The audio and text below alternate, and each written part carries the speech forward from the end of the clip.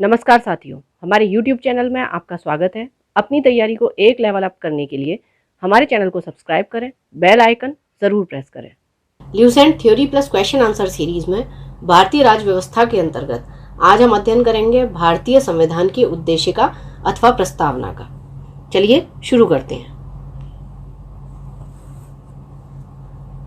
भारतीय संविधान की उद्देशिका अथवा प्रस्तावना। नेहरू द्वारा प्रस्तुत उद्देश्य संकल्प में जो आदर्श प्रस्तुत किया गया उन्हें ही संविधान की उद्देशिका में शामिल कर लिया गया। संविधान के 42वें संशोधन 1976 द्वारा यथा संशोधित यह उद्देशिका निम्न प्रकार से है। हम भारत के लोग भारत को एक संपूर्ण प्रभुत्व संपन्न, समाजवादी, पंथ निरपेक्ष, लोकतंत्रात्मक गणराज्य बनाने के लिए तथा उसके समस्त नागरिकों को सामाजिक, आर्थिक और राजनीतिक न्याय, विचार, अभिव्यक्ति, विश्वास, धर्म और उपासना की स्वतंत्रता, प्रतिष्ठा और अवसर की समता। ठीक है, तो न्याय किस किस का है? सामाजिक, आर्थिक और राजनीतिक न्याय है। विचार, अभिव्यक्ति, विश्वास, धर्म और उपासना की स्वतंत्रता है। प्रतिष्ठा और अवसर की समता है।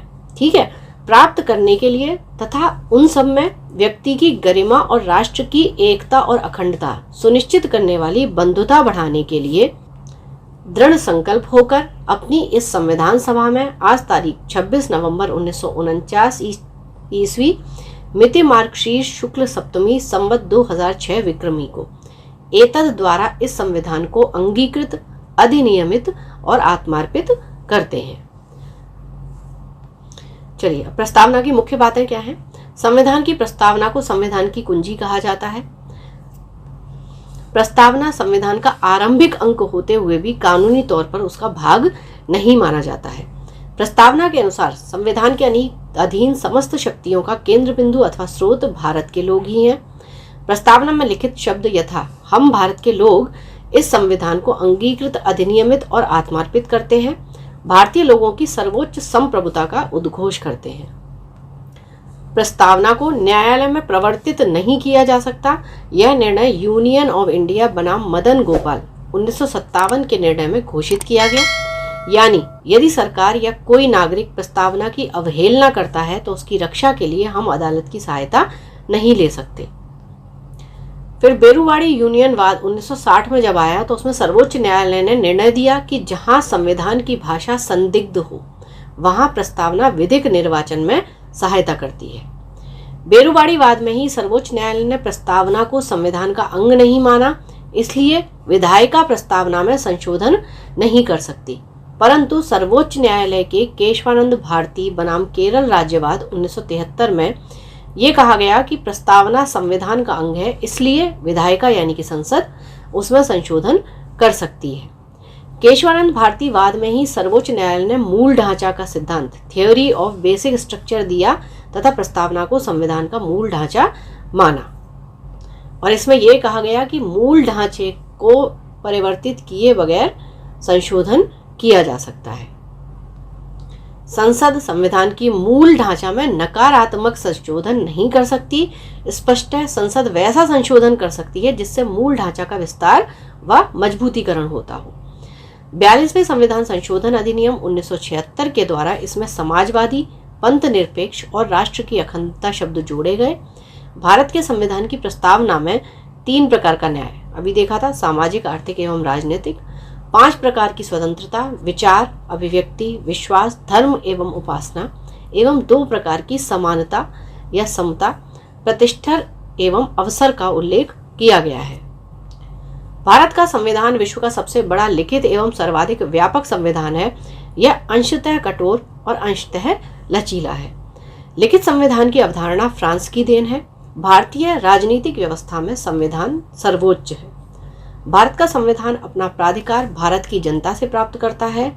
भारत सरकार अधिनियम 1935 वह संवैधानिक दस्तावेज है जिसका भारतीय संविधान तैयार करने में गहरा प्रभाव पड़ा है। भारत के संविधान में संघीय शासन शब्द का प्रयोग कहीं भी नहीं किया गया है। संविधान में भारत को राज्यों का संघ घोषित किया गया है। चलिए, अब टॉपिक से संबंधित कुछ क्वेश्चन आंसर कर लेते हैं। भारतीय संविधान के किस भाग को उसकी आत्मा की आख्या प्रदान की गई है? प्रस्तावना।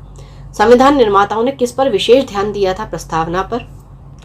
भारत में जनप्रिय संप्रभुता है क्योंकि भारत के संविधान की प्रस्तावना शुरू होती है किन शब्दों से? हम भारत के लोग, we the people of India.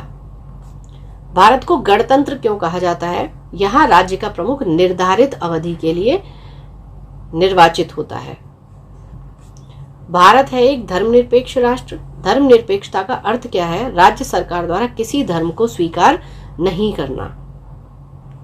Bharat एक धर्मनिरपेक्ष राज्य है, इसका अर्थ है किसी निश्चित धर्म का समर्थन नहीं करता है। गणतंत्र क्या होता है? राज्य जहां पर अध्यक्ष वंशानुगत रूप से न हो।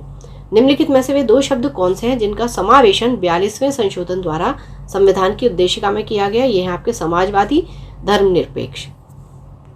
भारतीय संविधान की प्रस्तावना में भारत को किस रूप में घोषित किया गया है? तो एक प्रभुत्व संपन्न, समाजवादी, धर्मनिरपेक्ष, प्रजातांत्रिक गणराज्य के रूप में। भारत एक गणतंत्र है, इसका अर्थ है भारत में वंशानुगत शासक नहीं है। निम्नलिखित में से कौन सा शब्द भारत के संविधान की उद्देशिका में नहीं है? तो देखिए, लोक कल्याण नहीं है। समाजवादी है, प्रभुत्व संपन्न, पंथ निरपेक्ष। कल्याणकारी राज्य का उद्देश्य कमजोर वर्गों के कल्याण का प्रबंध करना। भारत को एक गणराज्य मुख्य रूप से माना जाता है क्योंकि राज्याध्यक्ष का चुनाव होता है। भारतीय संविधान की प्रस्तावना के सिलसिले में कौन सा क्रम सही है? तो देखिए, सार्वभौम, सत्ता संपन्न, फिर समाजवादी, धर्मनिरपेक्ष, जनवादी, गणतंत्र, ये आपका सही क्रम है। इसीलिए प्रस्तावना आपको याद होनी चाहिए। संविधान की प्रस्तावना में प्रयुक्त शब्द सेक्युलर का अर्थ क्या है? सभी नागरिकों को धर्म एवं उपासना की स्वतंत्रता। शब्द धर्मनिरपेक्ष भारत के संविधान की प्रस्तावना में जोड़ा गया, इसके विषय में निम्नलिखित कथनों में से कौन सा या कौन से सही हैं? यह वर्ष 1976 में जोड़ा गया था, ठीक है।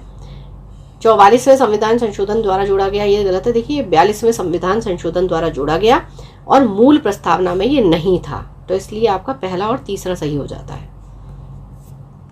भारतीय संविधान की प्रस्तावना में लिखित हम भारत के लोग से क्या अर्थ निकलता है? संविधान का निर्माण भारत की जनता द्वारा हुआ है। समाजवाद का अर्थ है सामाजिक न्याय। भारतीय संविधान में समवर्ती सूची किसके संविधान से ली गई है? ये ऑस्ट्रेलिया। भारतीय संविधान की आत्मा कैसे कहा जाता है? उसकी प्रस्तावना को। भारत में लौकिक सार्वभौमिकता है क्योंकि संविधान की प्रस्तावना प्रारंभ होती है हम भारत के लोग शब्दों से। भारतीय संविधान की प्रस्तावना पर किस क्रांति का प्रभाव नहीं झलकता? तो ये देखिए, चीन की क्रांति 1912 में हुई थी, इसका नहीं झलकता है। बाकी फ्रांसीसी क्रांति 1789, बोल्शेविक 1917, अमेरिकी क्रांति 1776, सबका प्रभाव है।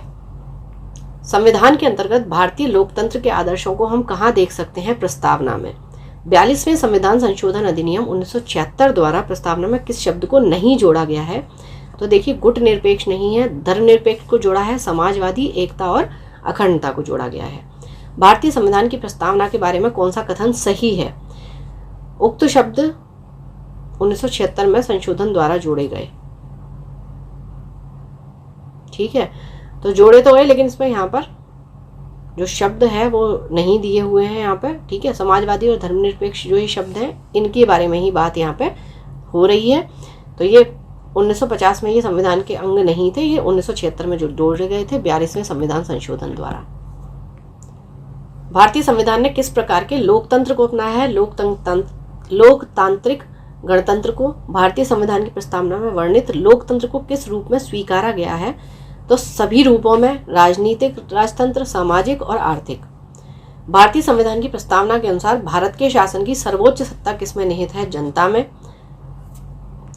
भारत की संप्रभुता, एकता तथा अखंडता को अक्षुण्ण बनाए रखने तथा उसकी रक्षा करने का प्रावधान किया गया है प्रस्तावना में।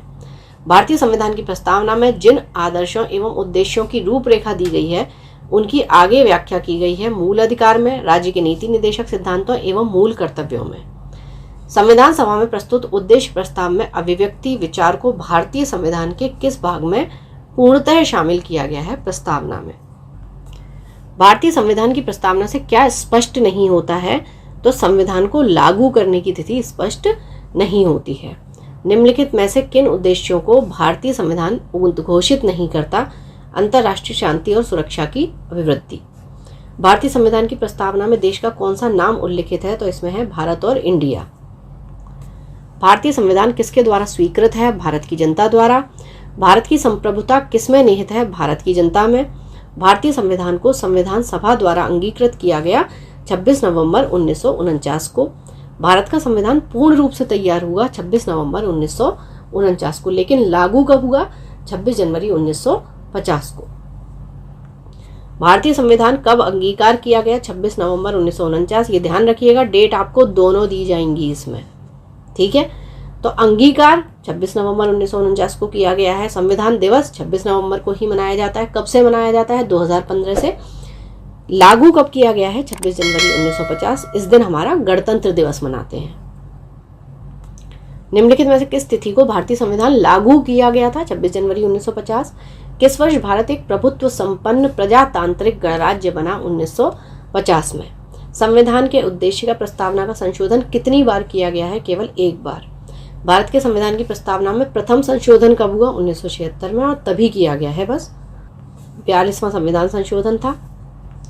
निम्नलिखित अवतरण में, इसमें पूरा ये आपको प्रस्तावना दी हुई है कि हम भारत के लोग भारत को एक संपूर्ण प्रभुत्व संपन्न समाजवादी पंथ निरपेक्ष लोकतंत्रातांत्रिक गणराज्य बनाने के लिए तथा उसके समस्त नागरिकों को सामाजिक, आर्थिक और राजनीतिक न्याय, विचार, अभिव्यक्ति, विश्वास, धर्म और उपासना की स्वतंत्रता, प्रतिष्ठा और अवसर की समता प्राप्त कराने के लिए तथा उन सब में व्यक्ति की गरिमा और राष्ट्र की एकता और अखंडता सुनिश्चित करने वाली बंधुता बढ़ाने के लिए दृढ़ संकल्प होकर अपनी इस संविधान सभा में आज 26 नवंबर 1949 एतद द्वारा संविधान को अंगीकृत, अधिनियमित और आत्मार्पित करते हैं। तो एक्स का अर्थ है आपका 26 नवंबर 1949 तिथि, मतलब डेट जो थी वो ये थी। संविधान की प्रस्तावना सभी भारतीय नागरिकों को निम्न में से कौन सा एक उपलब्ध कराने के लिए वायदा नहीं करती? तो ये पूजा की समानता नहीं करती है, सामाजिक न्याय, विचार की स्वतंत्रता, राजनीतिक न्याय। 26 नवंबर 1949 को अंगीकृत भारतीय संविधान की प्रस्तावना में शब्द सम्मिलित नहीं थे। तो देखिए, आपका समाजवादी नहीं था, ठीक है, पंथ निरपेक्ष भी नहीं था और अखंडता भी नहीं था। ये तीनों नहीं थे, बाद में आए हैं ये 1976 42वां संविधान संशोधन। संविधान की उद्देशिका के संबंध में निम्न स्थानों पर विचार करिए और दिए गए कूट की सहायता से बताएं कौन से सही है। पंडित नेहरू द्वारा प्रस्तुत ऑब्जेक्टिव प्रस्ताव यानी कि उद्देश्य प्रस्ताव अंततोगत्वा उद्देशिका बना, ये बिल्कुल ठीक है। इसकी प्रकृति न्याय योग्य नहीं है, बिल्कुल ठीक है। इसका संशोधन नहीं किया जा सकता है, ये गलत है। देखिए, संशोधन किया जा चुका है। संविधान के विशिष्ट प्रावधानों को ये रद्द नहीं कर सकता, ये बिल्कुल ठीक है। तो पहला, दूसरा और चौथा। भारतीय संविधान की उद्देशिका में परिवर्तन किस संशोधन अधिनियम में किए गए थे? 42वां संशोधन अधिनियम 1976। प्रस्तावना का वह प्रावधान जो सभी वयस्क नागरिकों को मतदान का अधिकार प्रदान करता है, यह है आपका प्रजातंत्र। चलिए, तो पढ़ते रहिए, बढ़ते रहिए, रिवीजन जरूर करते रहिए। Thank you for watching, keep learning, stay with me.